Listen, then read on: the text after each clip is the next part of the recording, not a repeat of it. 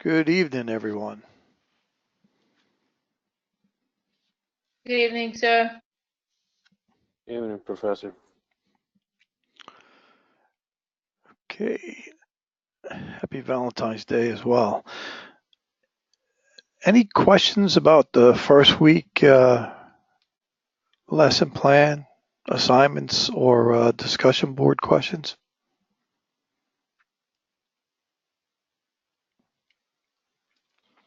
Any questions from any of the readings? Not so far. Okay, so you guys did a great job on the discussion questions. It was good dialogue back and forth, so that was great. That was enjoyable to read. There was a few folks that did not participate in the weekly discussion question. I sent you guys a reminder, but and I extended it. So the folks that didn't have a chance to participate, I extended it until close of business Saturday. But I won't do that for the following weeks, right? I'm just doing it for the first week. So get in there. It's 20% of your overall grade. So participate and don't procrastinate, right? Give each other time to read, review, and comment on your post. But like I said, for the most part, everybody did a really good job on that. Any questions on the supply chain map? A couple of teams didn't submit theirs. They're late as well, but as long as I get them before I start grading them Saturday morning, you'll be okay. But does anybody have any questions on that before we begin lesson 2? No, sir, just hoping that we met your objectives from the answers we will be. Yeah, so certainly the 2 team assignments that I looked at and reviewed were pretty good. I did not look at the individual assignments; they're all turned in. I will look at them Saturday morning and provide grade and feedback to each one of these. Okay, so tonight we're going to talk about redesigning the supply chains and the processes. We'll talk about the supply chain operations reference model or the SCORE model. So the content of tonight's lesson is really looking at how to redesign the supply chains using your processes, your value stream maps, and then of course the supply chain operations reference model. Then we'll show some linkage between the SCORE, Lean Six Sigma, and some of the classes you've taken to date. So I'll jump in with a little refresher. The role of value stream mapping, right? So you guys all did a value stream map in your process improvement and learning to see course. So you're all probably familiar with the value stream map process. But we're going to talk about it tonight, how it relates to supply chain in the upcoming charts, right? And so if you recall, right, a value stream map is really a technique for analyzing processes, and it's very appropriate to supply chain process analysis. And so we'll talk about a value stream, right? And before we talk about a value stream, right? You guys if you read in your textbook on page 11, right? You could talk about value streams, right? But and you've already learned a lot of that in your process of improvement course, so that some of this is going to be real familiar, right? But as it relates to the supply chain, right? The key point here is that a supply chain, like I mentioned in week 1, is a series of value streams, right? Including all the activities associated with turning a customer need into a delivered product or solution. And so read 11 and 12 again, take a look at it, right? Because you really want to understand, a value chain is really just a series of activities where a product gets passed. So you really need to understand how that connects. And then we'll go through that. But going back to this slide. So in this example, we could see a value chain of processes, right, or a value stream. So as the raw material moves downstream from the stamping operation to the welding operation, and then to assembly, and then ultimately to the customer, there's value added in each of those steps. That is, right, there's a finished product that's really becoming a reality there. And so, of course, adding value, you're also adding cost and consuming time, right? And that's why mapping of a value stream is a valuable exercise and a key technique for uncovering wastes in a supply chain.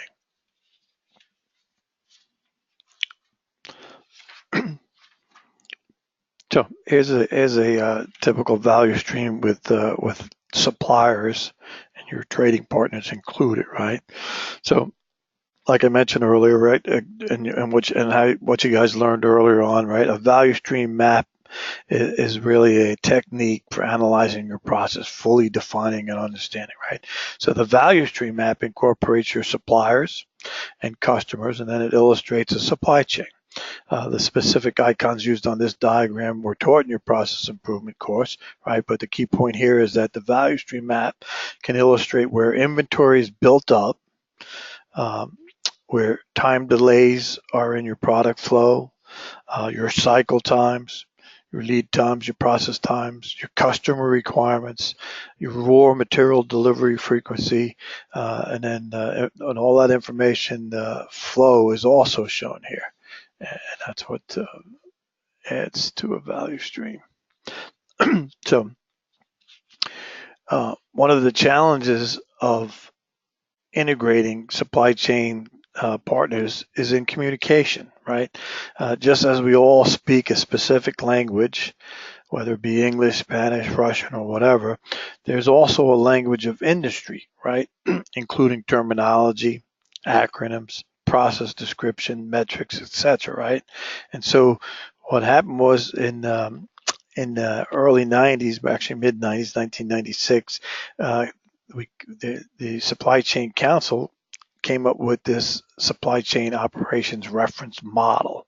And really, it's a standardization of supply chain processes information. Since then, many companies have utilized and adopted the SCORE model, right? And so the SCORE model really starts to standardize the supply chain. It standardizes that specific language, those terminologies, the process descriptions, and the metrics, right? So the supply chain operations reference is a universal reference model for supply chain. It includes all your planning, your procurement, your manufacturing, your order management, your logistics, your returns, and your retail. It also does product and service design, including design planning. You could do researching, prototyping, certainly shows all your integration. You could do launch and revision of a new product or services. You could do sales, you could do service support, and you could also do contract management. And so the SCORE framework has been, like I mentioned earlier, it's been adopted by hundreds of companies as well as national entities as a standard for business excellence. And even the U.S. Department of Defense has adopted. They tailored it a little bit, and they call it the DCOR, the Design Chain Operations Reference Framework.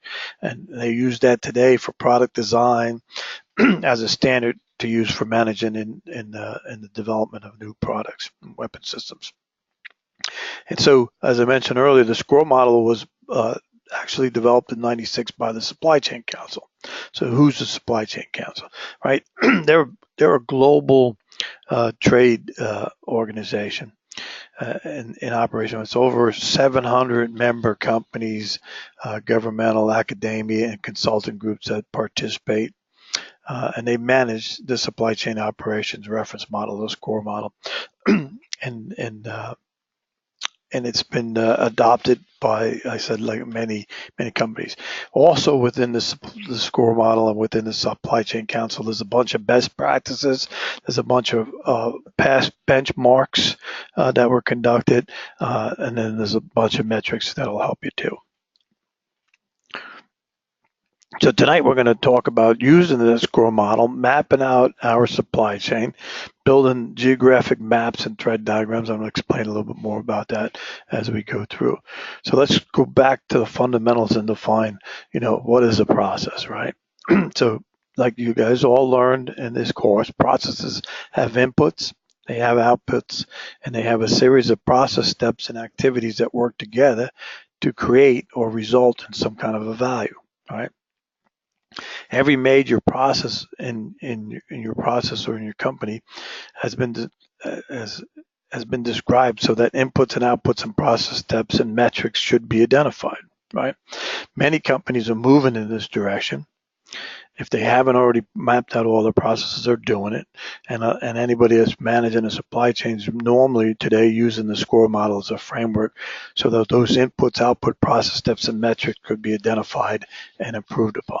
And we're going to talk, by the way, this is your weekly discussion question on process mapping. So it's good to do a refresh on it anyway. So keys to a supply chain process improvement, right? Like we've always said throughout this course, in order to improve your process, you have to understand it and you have to measure them, right? So when you map it out, you certainly have a better understanding of that. You can see where you need to measure it. And so that means knowing what triggers the process, such as a customer order and what the ultimate output is. And then analyzing that process will also help identify impediments to the process excellence and provide a foundation for designing the process as it should be. And then, so we'll talk more about that as we jump into supply chain. So as I mentioned, the supply chain operations model is the product of the Supply Chain Council, and it's used. The SCORE model actually captures the council's consensus and the view of the supply chain management. And so it provides that unique framework that links to all those business process metrics, best practices, and technology into a unified structure so that we could communicate among supply chain partners and to prove the effectiveness of our supply chain management and our related supply chain improvement activities. So the Supply Chain Council is open has open membership. It's open to all companies, organizations interested in applying, and you guys are all also invited to do that. It's really trying to advance the state of the art in supply chain management systems and practices. I know almost all aerospace companies are members of the council and actively participate. So we're going to jump in the SCORE model here. What is Question, Professor? Sure, shoot, go ahead. Is this so? Is this a score also?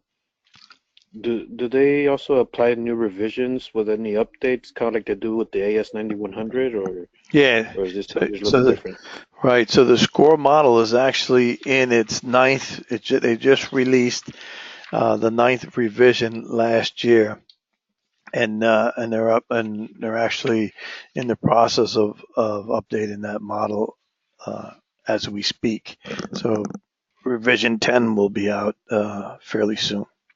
And so they keep that. They also, the Supply Chain Council also is a certification house, just like others. So if you were a professional logistician, you could go through those logistician classes, as well as they have all the supply chain certifications, like the APICS. Thank you, sir. Yeah. So process reference model, right? So it provides information that's going to assist us all in like re-engineering or redesigning our business process, our supply chain. It also helps to facilitate benchmarking, as you guys remember from your benchmarking class, right? And it offers up those best practices. So if you went on the Supply Chain Council website and looked at that, you'll see the benchmarks from many different companies and the best practices there. And it provides that reference guide, like a how-to for processes, right? And that's where the SCORE model helps. But keep in mind what Dr. Deming says if you're going to adopt any of the best practices, don't don't blindly adopt them into your organization, because every organization, every process, every culture, every work culture is different, right? So you want to adapt that best practice or that benchmark to your process, your organization. Otherwise, if you just blindly adopt it, most of the time it fails. So what does a process reference model contain, right? So it's a standard description of all those supply chain management processes, right? And it builds a framework of relationship among those standard processes. It also provides all the industry standard metrics to measure process performance. It's a management practice that produces those best-in-class performance. So you could sit there and see levels of performance activities within the process. And then there's a standard alignment for features and functionality. And once a complex management process is captured in that standard process reference model form, it could be implemented to achieve a competitive advantage. You could describe ambiguity or errors within it, and it'll also help to communicate your entire process in your supply chain. But more importantly, it gives you the information to measure, manage, and control that process, and to tune it and retune it for any specific purpose that you're trying to use it for. And so that's really what you want to try. That's really why we model anything, why we lay out the processes. And that's where the SCORE model is going to help you out. And again, this is directly related to this week's discussion question as well. So like I mentioned earlier, SCORE is a body of knowledge, right? It's up to version 9 right now. I'm sorry, version 9 is out, which is the 11th revision since it was introduced. So I said that wrong earlier because I said we're on version 9. They're going to have version 11, which would be the 12th, version 10, which would be the 12th revision since it was released. But when you go to the model, you'll see it's version 9 that we're going to be using for this class. So revisions of the model are made when it's determined by the supply chain council members that changes should be made to facilitate the use of the model in practice. And then SCORE version 9.0 is a book of about 600 pages of process documentation, including process flows, definitions, recommended metrics, and best practices. SCORE also provides those tools and techniques for mapping and analyzing your supply chain. There is a copy available on the course materials on the portal, and there's also a supply chain operations reference, SCORE quick reference plan that you're probably going to want to download. It's a PDF. Download it. It's only 4 pages, 2 double-sided. Download that because you're going to use it as you're building your geographic map and your thread diagram for this week's assignments. So, as I mentioned, you could go to the website on the Supply Chain Council and get all that information, or you could just download it from the course material that you're going to need. Okay, so this illustrates some of the problems faced. This slide illustrates some of the problems faced by organizations and companies. But when companies understand their processes and their process linkage, these problems can be mitigated, right? So you guys all learned that in the last 12 months that going through this course, right? Every process could be improved upon, as long as you got it all mapped out and you understand that process, right? And you can show the linkage and the integration and where things need to be measured and where things are wasted, and you can improve on. So making the supply chain links perform together in a system is really going to work well, and that's why make the supply chain links perform well together. Make them work like in a system. So this diagram represents some physical entities or companies in a supply chain, right? We talked about this last week. So the flow in a supply chain is just a series of links, like a chain connecting all the elements together. So you're connecting your suppliers with your producers with your distributors with your customers, right? But what about the process that takes place in these specific areas, in the suppliers, producers, and so that's why we're going to map out processes so we could understand everything.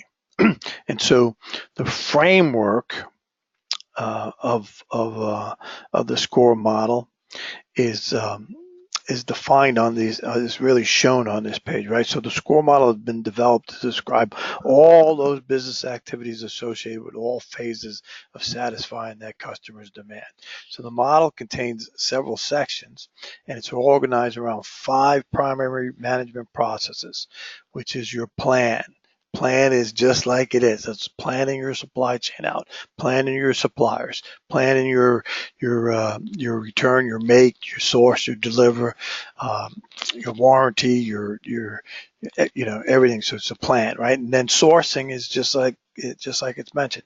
You're either sourcing from your first tier suppliers, second tier suppliers, 3PLs, a service from somebody. So that's source. And then make is what you're actually going to do, right? It's normally what's within your control. You're going to either make a product or deliver a service, and then deliver. That's what you're going to do when you're done. With your product, you're going to deliver it to your customer, and in some case, you'll have a return, right? You'll have a return for servicing, overhauls, warranties, and whatnot.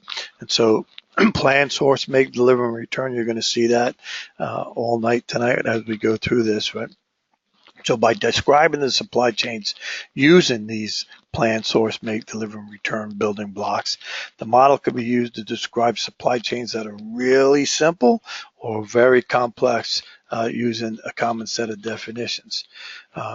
So as a result, everybody can be linked to describe the depth and breadth of virtually any supply chain using those 5 building blocks. The model also has been successfully described and provides a basis for all kinds of supply chain improvement for all kinds of global projects, as well as site-specific projects that you're working on. So it spans pretty much all customer interaction, right? Order entry to paid invoice, all physical material transactions, supplier to supplier, customers to customers, including the equipment, the supplies, the spare parts, the bulk product, software, etc. And all the market interactions, right? From the understanding of the demand to the fulfillment of each order. It doesn't attempt to describe every business process or activity, right? So specifically, the model doesn't address sales and marketing, right? Demand generation, right?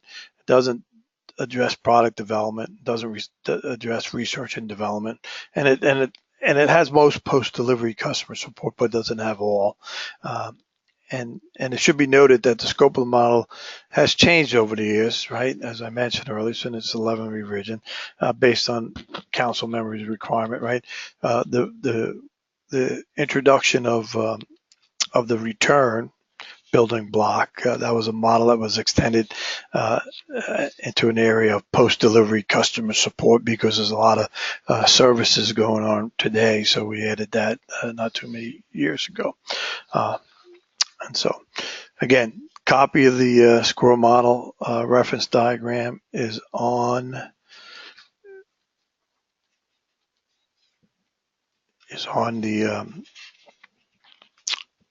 the portal. So again, I would highly recommend downloading at least a quick reference thing. So again, we'll talk about the 5 building blocks so we all understand it, right? So SCORE utilizes that building block approach, right? Source is really going to connect you to your supplier, right?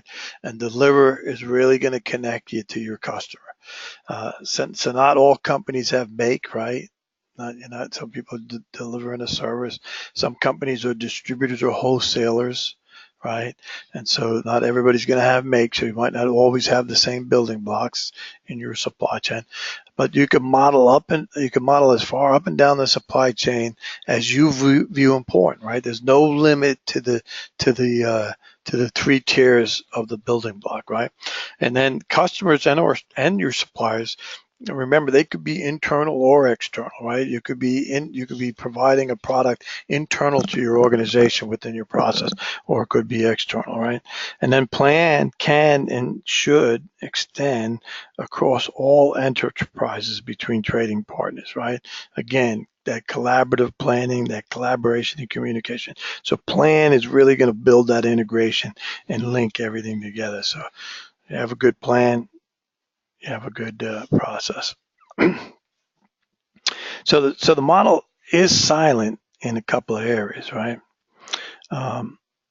It doesn't address like human resources, training, or quality assurance, right? Those activities are implicit in the model, but they're not mainly addressed. And so certainly everybody realized that it's important, right? They're a highly qualified organization and that are chiefly concerned with how an organization should train, retain, and organize and conduct their quality programs. It's just not recognized as part of the model, right? So what you have is you got your planning, all that demand, supply planning, and management. You got your source, right?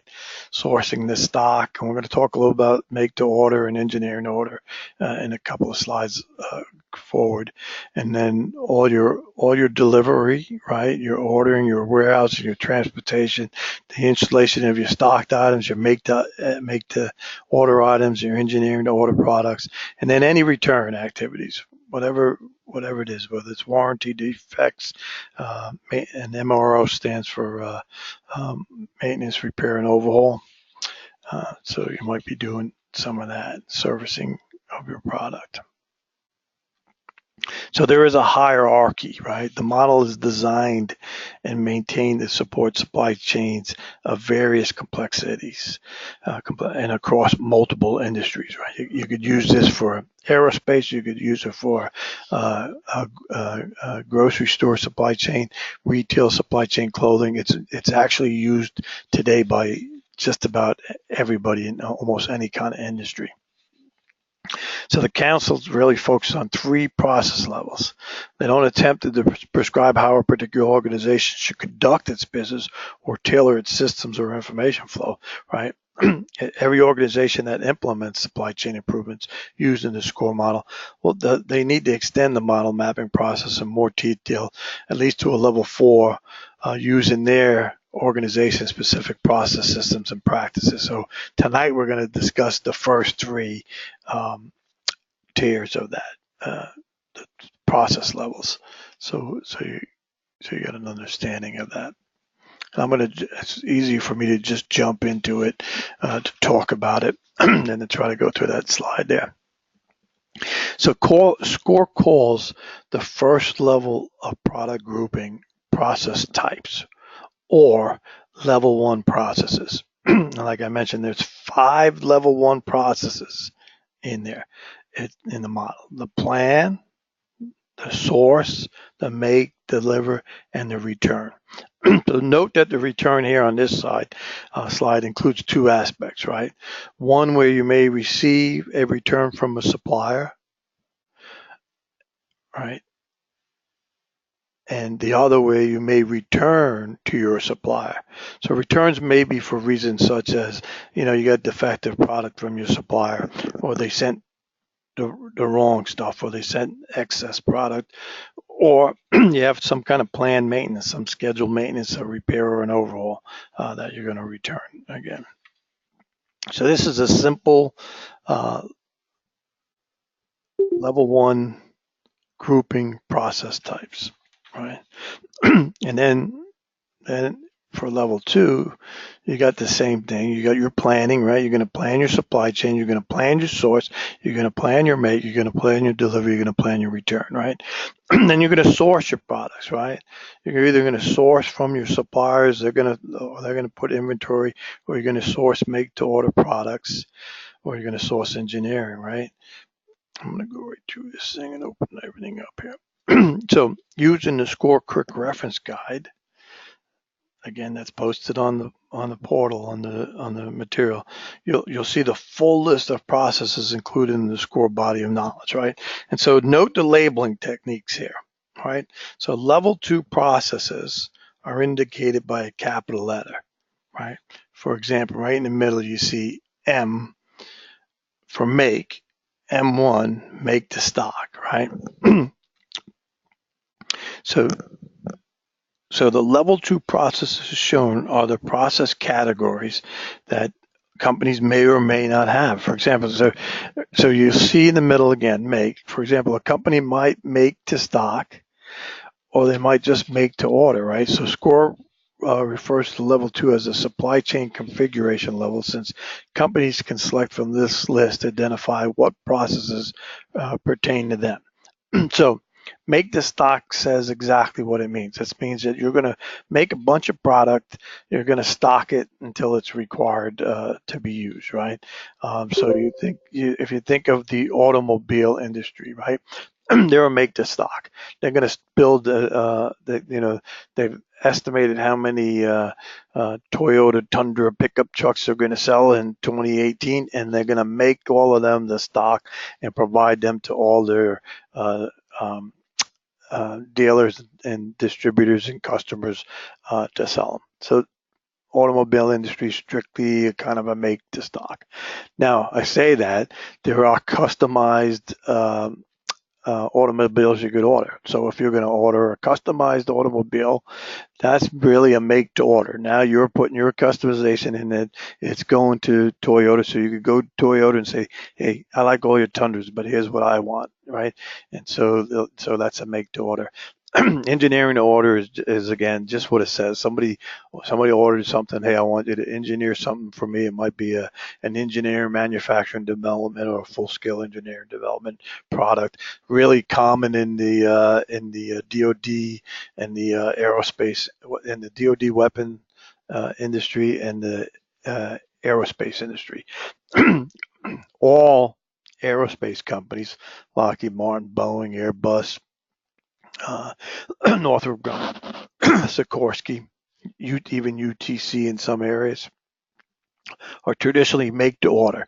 What happens is they get they either get an order from the airlines, so they're not going to make any aircraft, not going to stock any aircraft until they get that order, and that's what a make to order is. They get that order, and then they'll start building it, and they'll make it to those specific orders. The same thing with military aircraft or DoD weapons. It's the government will contract it. Nobody will make to stock until it's actually ordered and contracted by the DoD agencies. Engineering to order is the same thing. So, they got anybody familiar with DARPA? Defense Acquisition Research Programs. So DARPA is really like that engineering. So there's a new technology, unmanned autonomous type vehicles or something like that.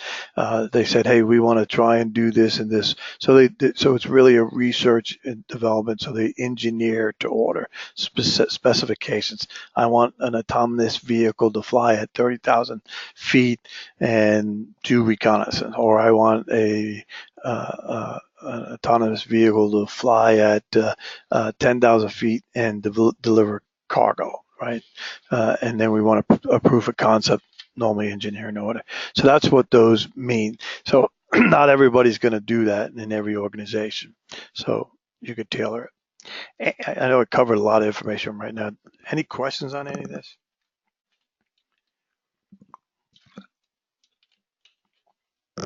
Not really. Okay. It'll all come together soon, real soon. So we'll talk about level 3. So the SCORE process elements of level 3. Same thing, you're going to plan. Now you're going to get a little more detail. Excuse me. You're going to identify and you're going to look at everything within your supply chain. And then you're going to source, right? You're going to do your make. Oops, sorry. And delivering everything. So each level 2 process that we just went over on the last slide is detailed by showing the sub processes that are involved in it.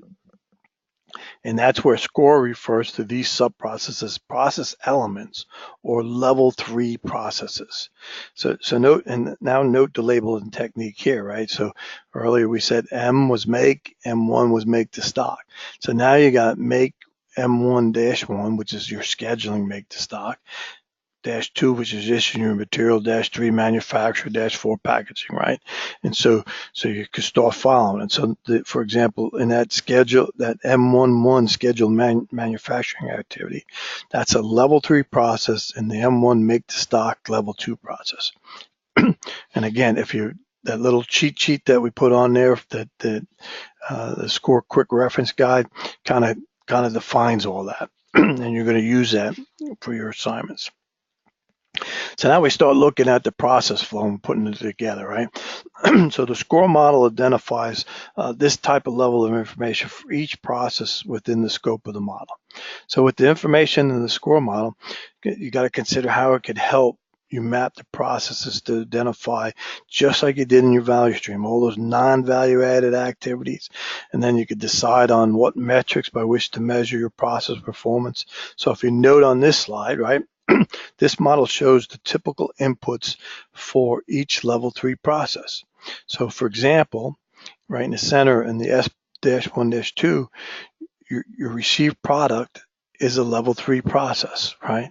And you can sit there and see it's coming in, you're sourcing it, you're receiving the product, and then you're going to do some kind of verification on that product. And go down the line. So a level 3 process, right? So now you're looking at source stock products, right? You're going to schedule those product deliveries. That's a level 3. You're getting deeper into it, right? When you start going into scheduling or receiving or verifying stuff, it's called that level 3 process. So the SCORE model provides a process table such as this one for each process within the model. And this is a good table, right? Because it starts to show your performance attributes, your metrics, and your best practices, and then your features that are required, right? And so this happens to be the one that we just went through on the last slide. Schedule your product deliveries, level 3, S1.1. And it starts adding all that information. This is where the value comes in once you lay out your entire process by using the table out of the model. So this model also provides a list of all your inputs, right? And what processes they come from, and all your outputs and what processes need them, just like you would do in a value stream, right? So by doing so, the model clearly starts to illustrate all the integration of all the processes. And that's where, again, the value starts heading in there. The other value thing about the model is, besides the level 1 process of plan, source, make, deliver, return, the SCORE model also includes a group of processes called enablers. And so each level 1 process has enabling processes associated with it, as this table shows, right? In fact, most of your improvements in your supply chain performance comes from improvements in the management and monitoring of the enabling processes. So the SCORE quick reference card, they'll show these at the bottom of the level 1 process section on that. I think it's on the, it's on the first page of that SCORE quick reference card. Okay. So SCORE provides that diagnostic guidance, right? It gives you standard description. It gives you a framework of relationship. It gives you standard management metrics, and it gives you the best practices. That's why we're going to use it. So, SCORE. Point 1 right here. So SCORE at the strategic level is applied in those four steps, right? You're going to analyze your basis of competition and define those performance needs. You're going to configure your supply chain maps at the high level material flow. You're going to align your performance, your practices, your system maps, that general transaction flow, and you're going to implement design organize that list of projects to improve your supply chain performance, right?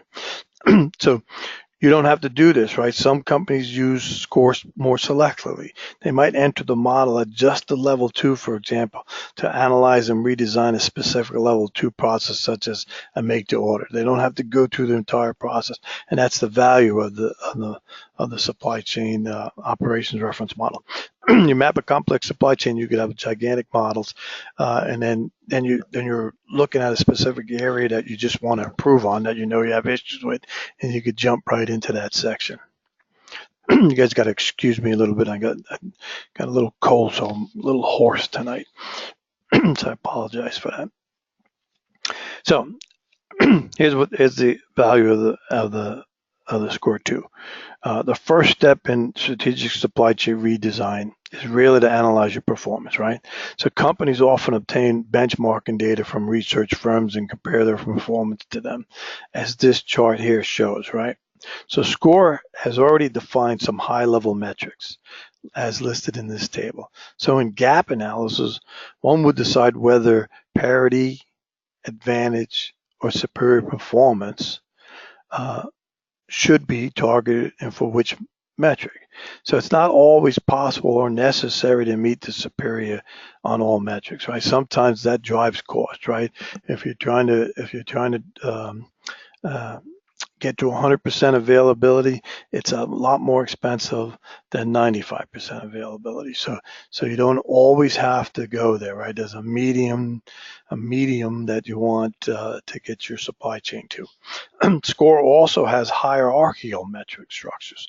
So you could identify which low-level metrics in their processes that contribute to the performance of your high-level metrics. So you could see the SCORE model for more information on that. We're not going to really get too involved in that in what we're going to do for this lesson, right? But note on here that the lack of an appropriate performance measurement system has really been cited as the major obstacle to effective supply chain management. So the combined performance of supply chain should be measured, not just the individual supply chain members, right? And you guys read that, exactly what I just said in your reading. If you read your Handfield on page 68 and 69, he says that. If you're not, most of it is because they have ineffective supply chain metrics in their supply chain. Let's get out of here.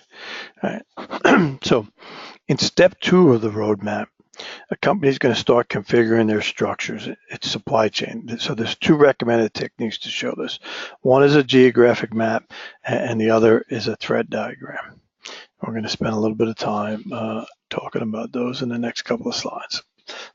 So geographic maps, just like what you guys tried to do last week with the supply chain mapping assignment, it shows the locations where the functions in your supply chain, your companies, your divisions are, your suppliers, your customers are illustrated.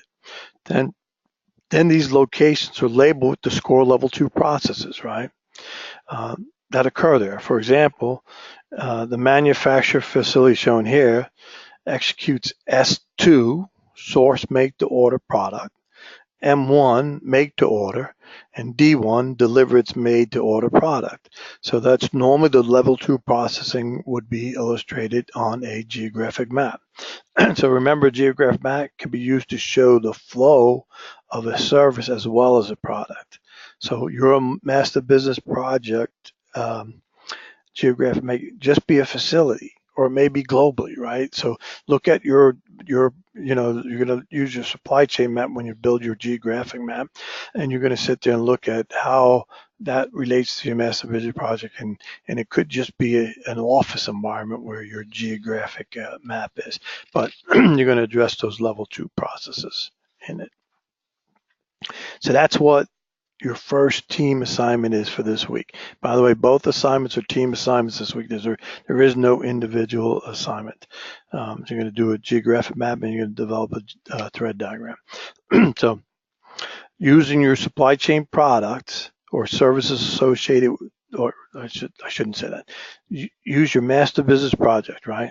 Draw a geographic map showing either the material flow of your product or the services of your product, what you're trying to improve on, and then illustrate on the map where those score level 2 processes take place. That's where the score quick reference guide is going to help you. Then examine that geographic map and list any service or material disconnects, flows, and then any opportunity that you may see, right? You should already have that when you did your value stream map. Again, I'm going to tell you the same hint I think I told you with the supply chain. Use your supply chain map that you developed in lesson 1, as well as your value stream map that you developed in your earlier class, as well as your SIPOC that you developed.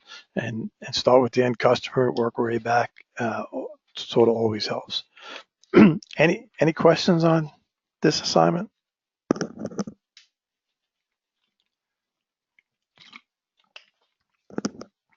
Okay, if you got a complicated supply chain and it's global, you don't have to illustrate the whole thing. Just do what's important for your master business project on a one-page PowerPoint slide.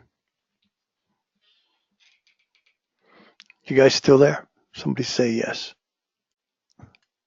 Yes, sir. Okay, good. All right. Did you guys get all that? I'm sure you're scratching your head, some of you, and questioning because I just covered a lot The of it. assignments, yes. Okay. Okay, so let's talk about typical geographical opportunities, right? So there's always problems with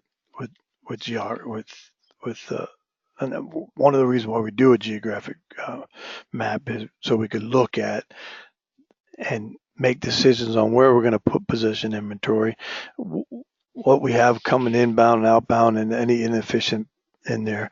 And then again, the lead time is really critical too, because you could look at a geographic map and kind of understand issues with lead times. So we're going to talk now about thread diagrams using the score level 2 process as well. And we're going to show the integration of execution as well as the planning processes across your supply chain. So thread diagram is constructed in steps, right? The first is to identify the supply chain participants for that particular product or product family and then place them in these vertical swim lanes as you see in this example here. So again, if you think about your SIPOC and you were going to take that and flow it out, you could almost see where you got those vertical swim lanes and where your supplier, customers, your input and your output processes are, right? So once you do that and you lay it out, you can start putting in your score level 2 processes that occur at each of those organizations or each of those suppliers, right? So if you did your supply chain map first, and then you did your geographic map, now you have that illustrated level 2 process on it. So you'll use that. So in this example, manufacturing executes sourcing from its first tier supplier, both S1 stocked by suppliers and S2 made to order products, right? They're received and they're fed to manufacturing for the make to stock, the M1 process of the manufacturing organization. And then manufacturing also has a D1 deliver stock product that follows the production process and then connects with the sourcing process of the distribution center and so on, right? So this type of diagram shows the thread, i.e. why it's called a thread diagram. It starts to show the thread of the material flow or the service across your supply chain. It kind of threads it all together. Another useful bit of information that you can overlay on a thread diagram is its metrics, right? So this example shows the cycle time and other metrics for the organizations within those areas. This gives visibility to the material flow and the performance of the processes at those steps, right? And then you can look at areas where you want to start improvement on. You could also overlay the planning process as shown here on this slide. So each execution process in this diagram, source, make, deliver, has a plan, right? It has a plan process that goes with it, right? So in turn, there's an overarching plan process, a P1, plan the supply chain for these processes that plan the execution processes. And also shown here is a return process. In that return process that you see, the DR2, SR2, that sometimes you'll hear that referred to as, it's actually often referred to as reverse logistics. Okay, so your next assignment, again, a team assignment. I would do these together, geographic, then jump right into your thread because you're going to have to use the same information, right? Using your geographic map and your supply chain map that you constructed, capture those level 2 processes on a thread diagram, and then place your performance metrics that you may know of on there. And then look at it. Look at the thread diagram and see if there's any disconnects or opportunities that you see that you could improve on. And then you're going to post these to the portal. I'm going to look at them. I'll provide feedback between now and the end of the class. Week 5, as a team, you're going to present your supply chain map, your geographic map, and your thread diagram to the class. And you'll get your final grade on that then. So between now and then, if you're struggling, you have issues with it, share it with me, share your Master Business Project, and I'll work it with you. Again,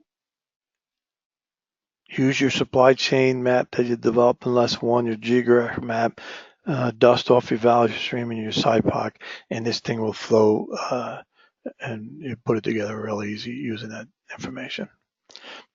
Any questions on this assignment?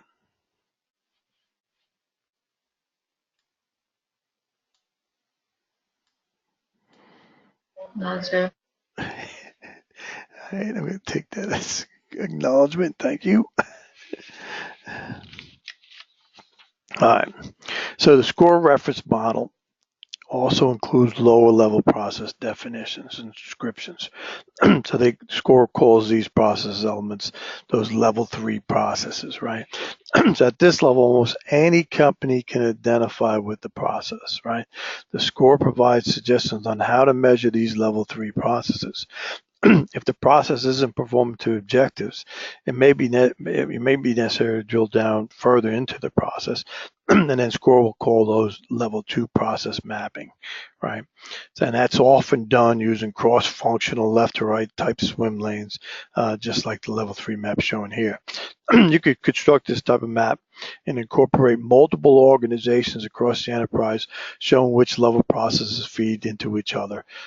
So really valuable tool. At level 4, even finer process decomposition, level 4, you start pulling in your Six Sigma analysis and your application of lean thinking, and you start applying it. That's where you really get the bigger bang for the buck when you decompose those processes. So here's typical process opportunities that most supply chains experience, and what you're reading described in a lot more detail. But there's certainly always a lot of mismatch between make to stock and make to order strategies when those organizations are doing both. Supply performance is critical, right? If you're not managing your suppliers, you could be getting overstock, obsolete stock, not the right stock, not on time, and that could hurt you. So you want to manage your suppliers, you want to build a relationship with them, you want to collaborate with them and have a good understanding. And we talked a little about this last week. Too many suppliers are expensive. Too many suppliers, you don't have the bandwidth to manage and control, right? Large aerospace companies, large automotive manufacturing companies, large manufacturing companies have thousands and thousands of suppliers. And so it's hard, it's difficult to manage. It must be managed, must be maintained, but you gotta balance it somewhere. And then best practices. We talked about vendor supplier manage the inventory. Let them manage the inventory, and then collaborate on everything, not just planning and forecasting, but everything. And then certainly technology and e-business has been an enabler of some of the best practices and efficiency gains that we've seen. And then um, uh, you got once you plan something, just like you learned during this class, you have to go back and visit your plan, right? It's a plan, do, act thing, right? You gotta look at the plan you laid out uh, after you start executing and adjust where you do that. A lot of folks don't do that, and that's where a lot of opportunity lies in there. And then look at your processes that are enabling process, right? If they're wasted, if they're no longer required, get rid of them, right? If they need to be modified, modify them. If you need to add more, right? But those are certainly great opportunities. We're going to talk about certainly the interest in Six Sigma and Lean has escalated over the last few years, last decade or so. The synergy between these tools, the SCORE has been explored by the committee and special interest groups of everybody to include the supply chain council, right? So SCORE, it provides that critical link between business strategy and the tactics employed to achieve your strategic objective, right? And SCORE provides the information, the map process, and assign metrics, right? And the Six Sigma is going to look at the finite details. It's just like Jeep going into the level 4 or 5 process of that, right? It's going to look at those little areas, those cells, and all those processes for improvement and where you could eliminate your waste, right? So this is out of the Supply Chain Council. This is a white paper, an abstract from a white paper, SCORE Six Sigma Lean Special Interest Group from the Supply Chain Council. It's a little bit dated. It's from early 2008 or something, I think. But this was really to show how these tools complement each other, right? The weaks and the strengths, right? So SCORE certainly standardizes across that. Your entire the value of SCORE is really gives you the best practices and the metrics, right? And it enhances your process flows. And then Lean's going to focus on those lower level process activities and help you improve them, right? And then Six Sigma is really going to give you those measurement tools to get the data to make the right decisions that you need to do. But very complimentary, and I wanted to put that in there to show the linkage of all the courses that you guys taken up to now and understand, right? So SCORE, just like the value stream map, the SCORE model map and the value stream map are both visualizing processes, right? When you got it mapped right out in front of you and you're looking at the entire process flow, that's value added, man. You can make decisions right away, right? So SCORE focuses on the supply chain visibility of the workflow, and that value stream map typically focuses on everything within the process, right? And then both identify opportunities, right? The problems and process disconnects, the value and the non-value added steps, right? And then both look across functional silos, right? You're not just looking at one organization or one team. You're looking at the entire process flow. So it kind of breaks down silos, makes everybody play in the same sandbox, whether it's internally or externally within the process. So again, both very complementary to example, right? So talk a little bit about DuPont, man. DuPont is the Lean Six Sigma SCORE benchmark for a lot of things, right? So DuPont really capitalized on the synergy of SCORE, Six Sigma, and Lean, right? So they did a case study back in the early 1990s. They put a champion in each of its 40 strategic business units to begin their Six Sigma journey. By the end of 2000, DuPont trained 12,000 Six Sigma black belts and master black belts. And DuPont utilized the 6 pillars for successful Six Sigma deployment: full-time on improvement, Six Sigma assignment for future leaders, the financial validations, a common framework, a robust project tracking tool, and the ability to be dynamic, right? and then they had savings, realized savings, and they had those savings validated by a third-party financial analysis. So by 2005, they had an end-to-end process management, which included their finance, human resources, focused on defining the process and process owners. And by the end of 2006, DuPont achieved over 1 billion in final validated benefits. So how did they get 1 billion in final validated benefits? That's pretty significant, right? So DuPont at the time encompassed 90 supply chains in 300 plants. So DuPont benchmarked its end-to-end supply chain. It used the Supply Chain Council Score database. They assessed all the level 1 performance of the DuPont supply chain versus their peers, and found that their supply chain was certainly in need of improvement, right? Using their SCORE supply chain model, that plan, source, make, deliver, and return, and based on the best practices from around the world, allowed DuPont to use standard industry metrics and definitions across the company and across their supply chains. The DuPont team analyzed everything. They visited and they benchmarked a diverse group of companies. They went to Toyota, Walmart, Alcoa, which is John Deere, Caterpillar, Dell, and they made a commitment to improving their supply chain. They also made a commitment to 600 million supply chain cost savings and 1 billion in inventories, which is pretty significant, right? So what DuPont found was that they had gaps around their metrics, around their system tools or IT tools, and skills in its end-to-end supply chain. So they invested in money. They put an MRP ERP system. They put SAP software in to address the system tool needs. But as anybody knows, that alone doesn't solve the process, right? So using Six Sigma methodologies and leans events such as Kaizen events, they mapped out their entire process, right? Looked at their material.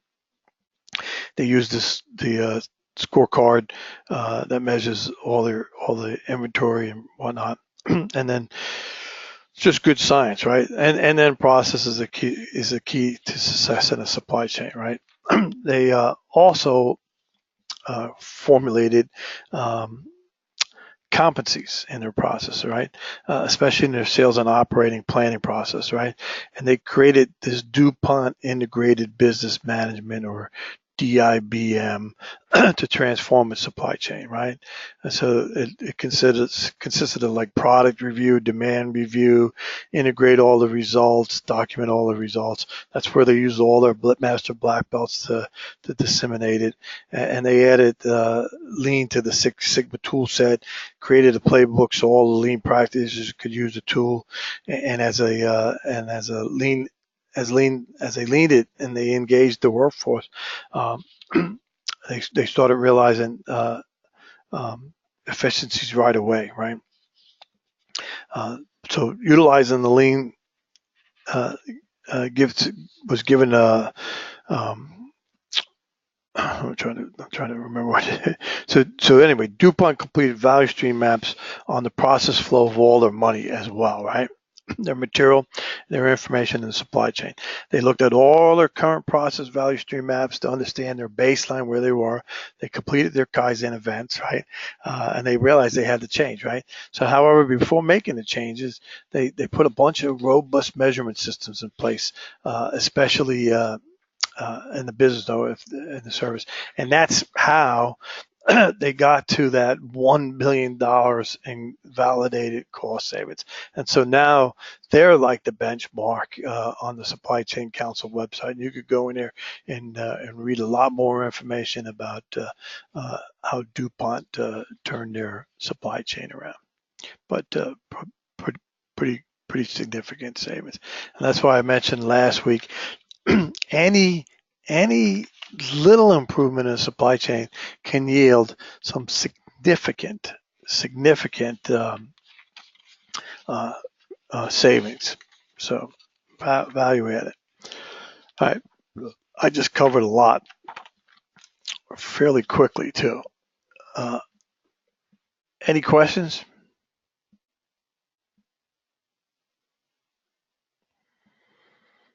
You guys, Not at the moment. you guys got that? Okay, so as you go through and you develop your geographic map and your thread diagram, don't hesitate to reach out to me if you have any questions. A lot of folks, when they're doing their master business project, they just can't relate it to um, um, supply chain or to a geographic map or thread diagram. And I could probably help you there, right? Not every master business project improvement, um, I would say there's value added in a geographic map or thread diagram, but because we're teaching it, I'm gonna show how you can relate it to your project and see where you could utilize it to improve your processes. Um, I am done with the lesson tonight. So, in summary, SCORE provides those standard process flows, right? It helps to rapidly model and understand your supply chain. It gives you the best metrics that you could possibly use within your supply chain. It standardizes the languages across supply chain, which is important. Like I mentioned earlier, if you got thousands of suppliers, you want, and everybody's collaborating, communicate, you guys all want to be speaking the same language, playing in the same sandbox, right? And then it provides those best practices, right? That you could tailor and adapt to your organization to improve, right? So the SCORE model is the only model of its type that really links all these elements and provides a means of assessment for your supply chain internally and externally, wherever it is in the world and whatever the product is. Okay, so I covered a lot of information.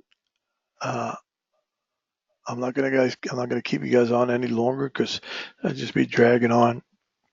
But I'm gonna stay on for a while. So if you got any questions, feel free to hang out and ask.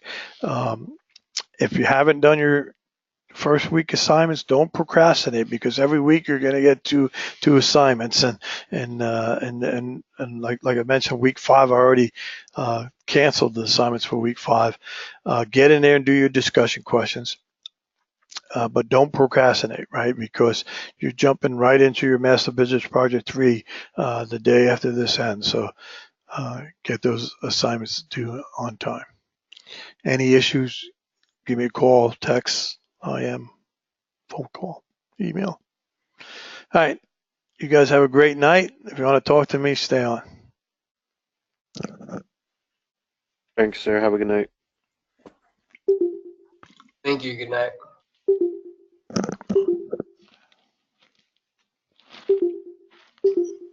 Good night, sir. Thank